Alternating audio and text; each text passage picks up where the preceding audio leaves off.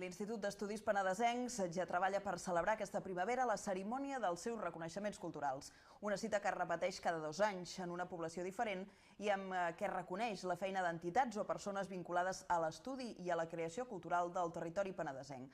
Però aquesta vegada la cita arriba amb un valor especial, com és el 40 aniversari de l'entitat. Els reconeixements culturals Collita 2017 de l'IEP s'entregaran a Vilanova i la Geltrú.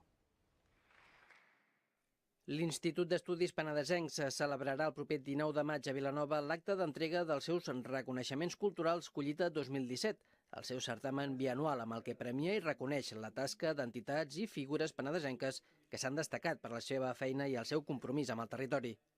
L'Institut ja ha obert el termini perquè tothom qui vulgui proposi les candidatures que consideri oportunes, ja siguin entitats o persones a títol particular. Com sempre, la jornada comptarà amb els Premis Santiago Rossinyol de les Arts, Emili Giral de Recerca, Teresa Besora de Promoció Cultural i Pau Casals de Trajectòria i Compromís Cultural. El termini de presentació de candidatures es tancarà per Sant Jordi i després serà un jurat qui decidirà els premiats entre les candidatures proposades.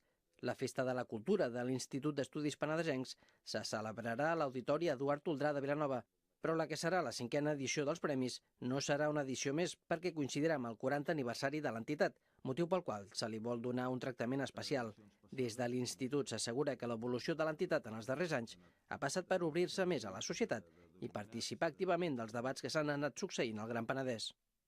Coses que han canviat de manera important, doncs segurament l'Institut s'ha obert molt a la societat. O sigui, una de les obsessions que hem tingut en aquests darrers anys la Junta i els seus presidents ha estat obrir-nos, no quedar-nos tancats en els estudis, en la investigació, en tot allò que diguem-ne que ens és propi, no? com a entitat, sinó ser partíceps del present i ser partíceps de la construcció del futur d'aquest territori.